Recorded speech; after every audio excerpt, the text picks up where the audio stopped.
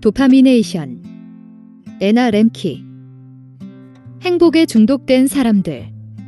데이비드는 2018년에 처음 만났다. 겉으로는 뚜렷한 특징이 없었다.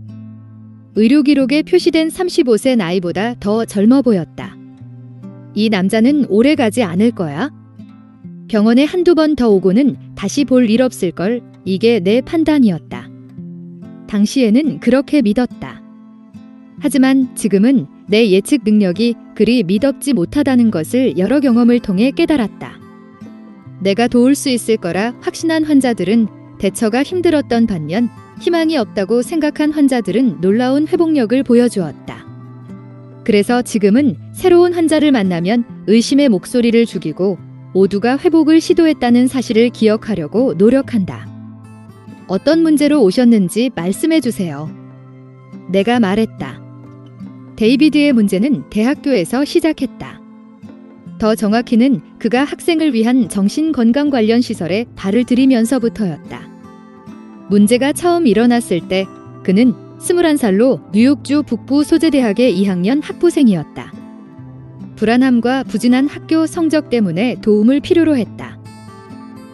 그의 불안은 낯선 사람 또는 잘 모르는 누군가와 대화할 때 나타났다. 얼굴은 빨개지고 가슴과 등은 땀으로 젖었으며 생각은 갈피를 잡지 못했다. 그는 남들 앞에서 발표해야 하는 수업은 피했다. 말하기와 의사소통에 관한 필수 세미나는 2번이나 포기했고 지역 전문대에서 대체 수업을 들으며 해당 요건을 채웠다. 무엇이 두려웠나요? 내가 물었다. 실패할까 봐 두려웠어요. 내가 뭘 모르는 것처럼 보일까 봐 두려웠죠. 도움을 청하는 게 두려웠어요. 시설에서 45분간의 진료와 5분간의 지필 검사를 한 결과 그는 주의력 결핍장애와 범불안장애 진단을 받았다.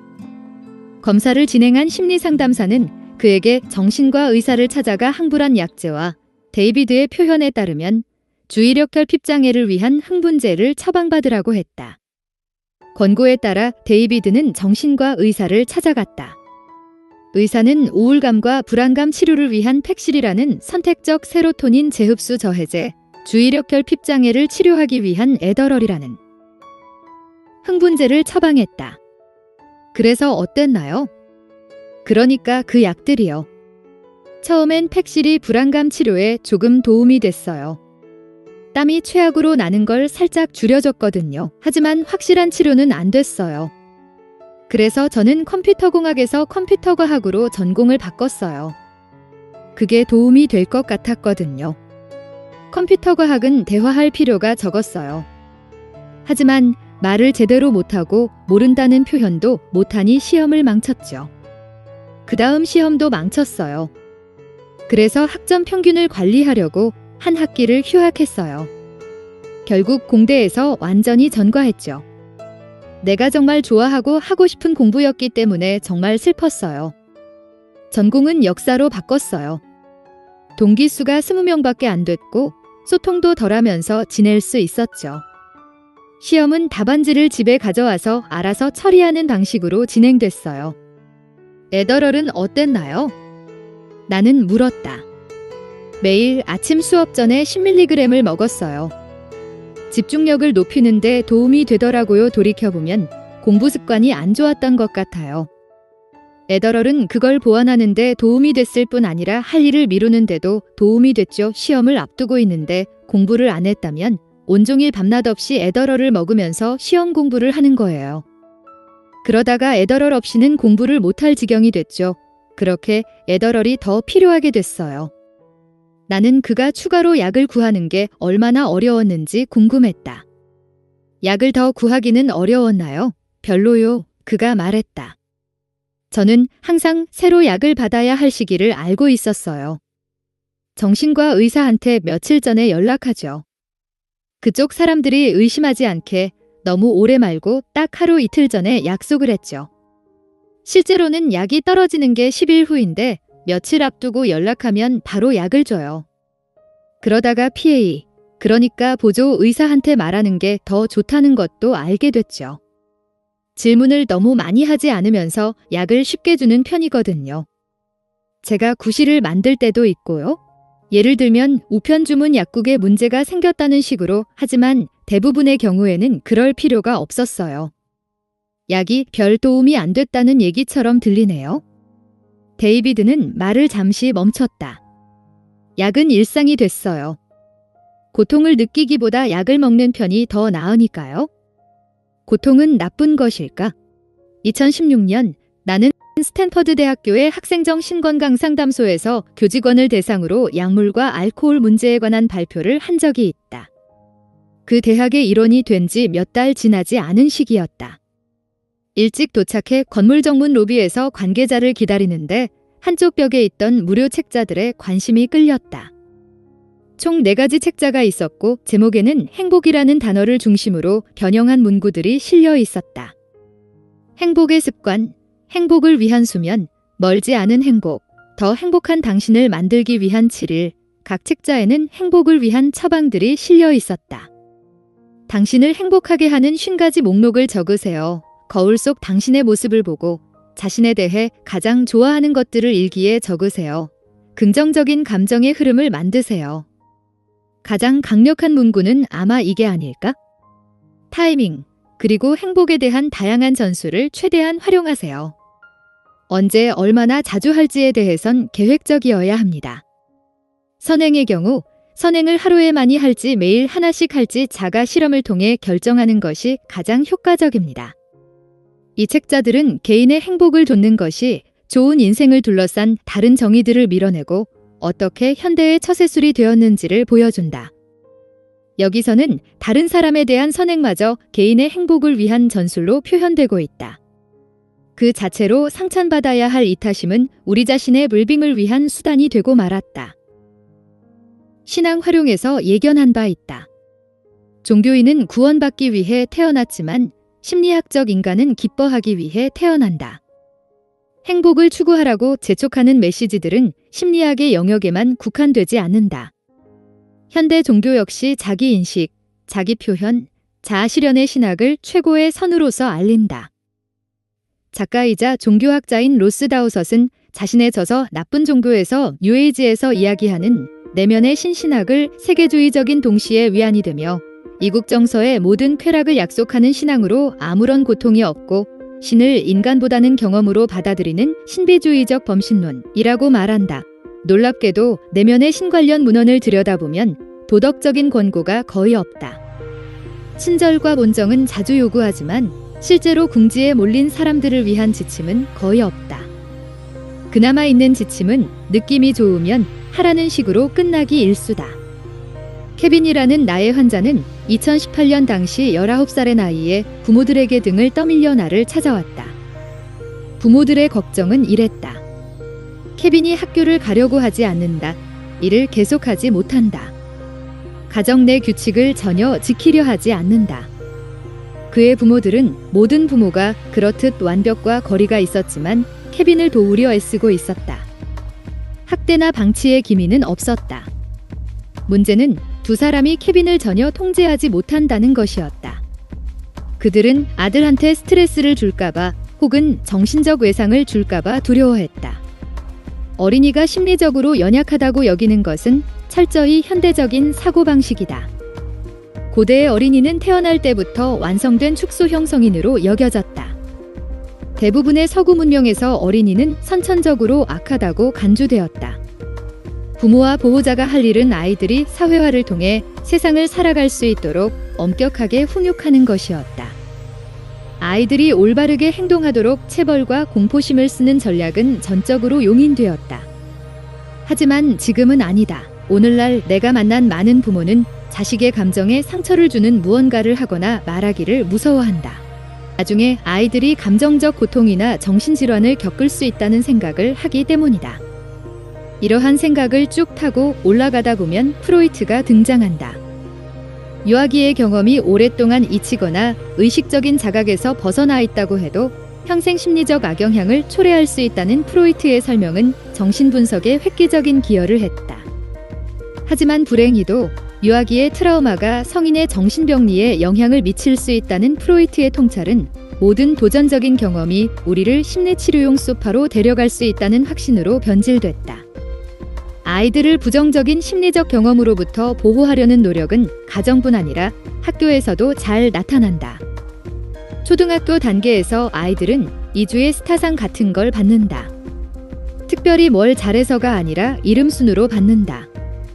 누군가를 괴롭히는 친구가 있으면 솔선수범해서 막는 대신 어른들에게 알리고 그런 친구들을 피하라고 가르친다. 양육과 교육 과정에서 발달심리학과 공감이 강조되는 것은 긍정적인 변화다. 우리는 모든 사람의 가치를 성취도와 별개로 인정하고 학교 운동장을 비롯한 모든 곳에서 신체적, 정신적 야만 행위를 삼가며 사고하고 배우며 논의할 수 있는 안전한 영역을 만들어야 한다.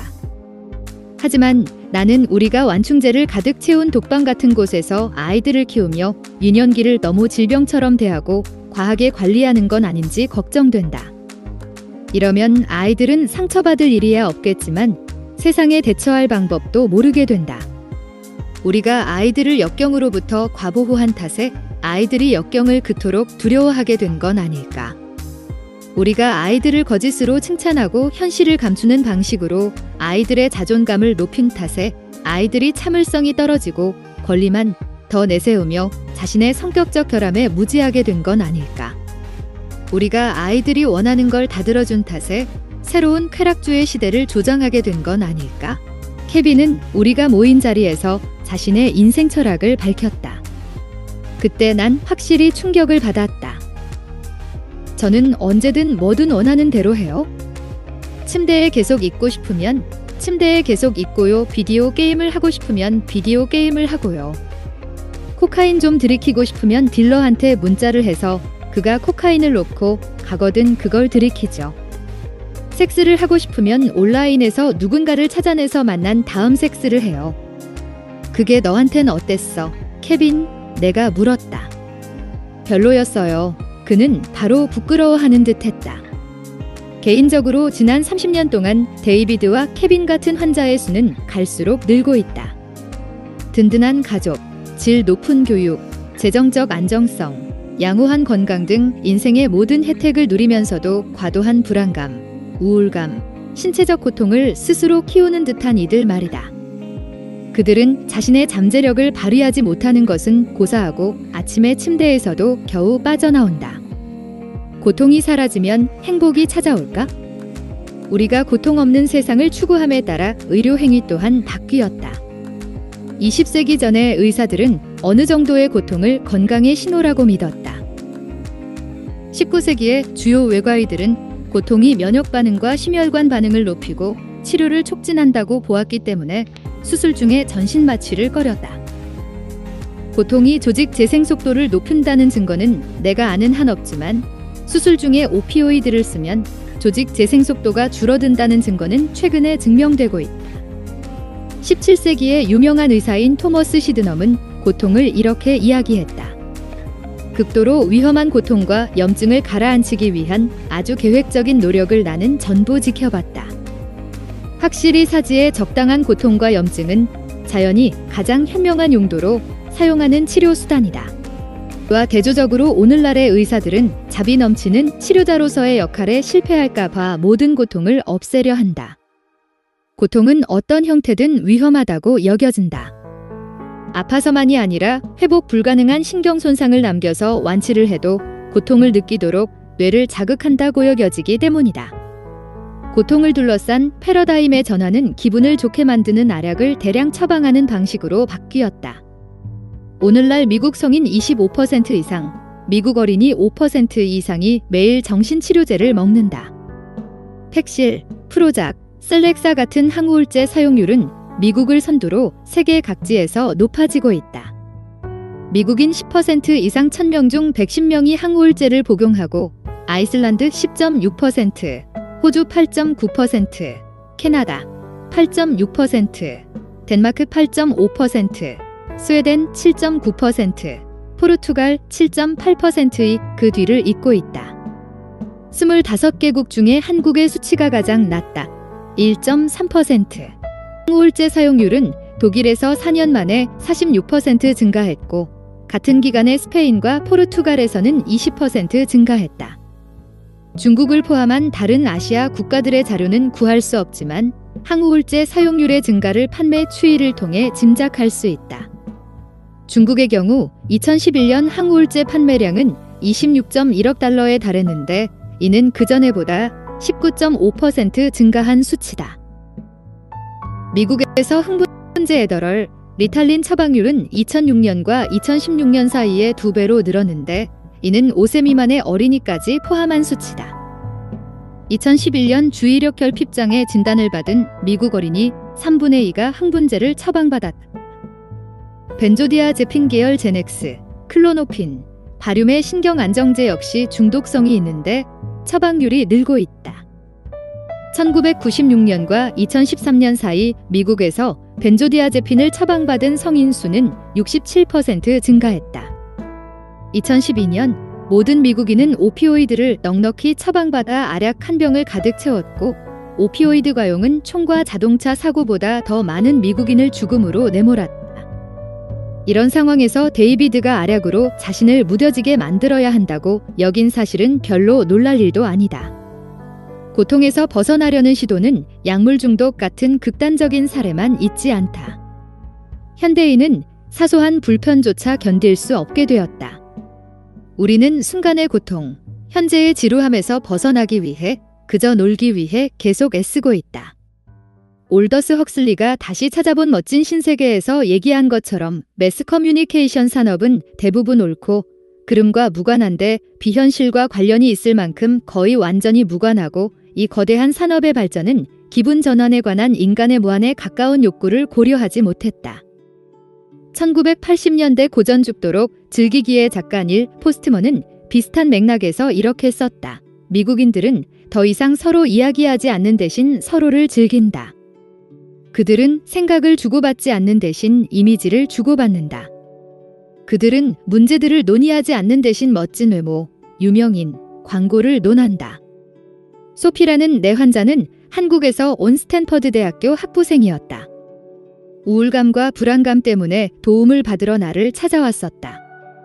그녀는 자신이 깨어있는 동안에는 인스타그램 하기, 유튜브 보기, 팟캐스트와 플레이리스트 듣기 등 일종의 기기에 의존한 상태로 대부분의 시간을 보낸다고 말했다.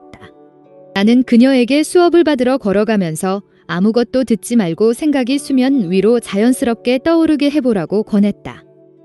그러자 그녀는 못 믿겠다는 듯이 나를 쳐다봤다. 제가 왜요? 입이 떡 벌어진 채 그녀가 물었다. 난 조심스럽게 말문을 열었다. 그게 자신과 친해지는 방법이거든요. 자신의 경험을 통제하거나 외면하지 않고 그대로 펼치는 거죠. 전자기기만 붙잡고 지내는 게 소피의 우울감과 불안감을 키우고 있을 거예요. 매번 자신을 피하는 건 정말 지치는 일이죠. 소피가 다른 방식으로 자신을 경험하는 일이 새로운 생각과 기분을 갖게 하고 더 나아가 자신과 다른 사람들과 세상과 더 가까워지는 기분이 들게 할 거예요. 그녀는 잠시 생각에 잠겼다. 하지만 그건 너무 지루하잖아요. 그녀가 말했다. 그렇죠.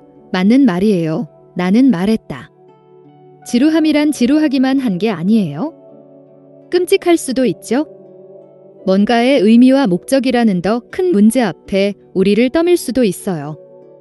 하지만 지루함은 발견과 발명의 기회가 되기도 해요. 새로운 생각을 형성하는데 필요한 공간을 만들죠. 그게 없으면 우리는 주변 자극에만 끊임없이 반응하게 될 거예요. 그 다음 한 주 동안 소피는 아무것도 귀에 꽂지 않고 다녀봤다. 처음엔 힘들었어요. 그녀가 말했다. 하지만 그러고 나서 익숙해지더니 좋아지기까지 했어요. 주변에 나무들이 있는 걸 알기 시작했죠. 밤낮 없이 에더러를 복용한다는 데이비드의 사례로 돌아가 보자. 2005년 대학 졸업 후 데이비드는 부모 집으로 다시 들어갔다. 로스쿨 입학 시험을 치러 좋은 결과까지 받았지만 지원할 때가 되자 마음에 내키지 않았다. 소파에 앉아서 분노와 분개심만 키우기 바빴어요. 나 자신과 세상을 향해서요. 왜 화가 났었는데요? 저의 학부 교육을 허비했다는 느낌이 들었거든요. 정말 원하는 공부를 하지 못했으니까요. 그리고 여자친구는 여전히 학교에 있으면서 잘하고 있고 석사 학위까지 땄어요. 저는 집에서 아무것도 안 하고 빈둥대고 있었고요. 데이비드의 여자친구는 졸업 후 펠로알토에서 직장을 구했다. 데이비드는 그녀를 따라 펠로알토에 갔고 두 사람은 2008년에 결혼했다. 데이비드는 기술 관련 스타트업에 취직했는데 그곳에서 자기 시간을 넉넉히 내주는 점고 유능한 엔지니어들과 함께 일했다. 그는 다시 코딩을 붙잡았다. 대학에서 공부하려고 했지만 학생으로 가득한 공간에서는 너무 두려워서 따라갈 수 없었던 모든 걸 배웠다. 마침내 소프트웨어 개발자로 진급해 하루 15시간씩 일했고 남은 시간을 활용해 주당 48km씩 뛰었다. 하지만 이 모든 걸 하려고 그가 말했다. 에더럴에 더 기댔죠. 아침만이 아니라 온종이요. 아침에 일어나서 에더럴을 복용해요. 집에 가서 저녁을 먹고 에더럴을 또 복용해요. 알약이 저의 새로운 일상이 된 거죠. 카페인도 어마어마하게 마셨어요. 그러다가 늦은 밤이 되면 자야 하는데 자, 이제 뭘 할까? 가 되는 거예요. 그래서 정신과 의사한테 다시 가서는 잘 말해서 암비엔을 타왔어요. 거기선 암비엔을 모르는 척했는데 사실 어머니가 오랫동안 암비엔을 쓰셨었어요. 삼촌 두 분도 그랬고요. 그리고 저는 발표 전에 불안하지 않으려고 아티반도 한정량 처방받았어요. 결국 2008년부터 2018년까지 매일 에더럴 30mg, 암비엔 50mg, 아티반 3에서 6mg을 복용했죠. 이렇게 생각했어요.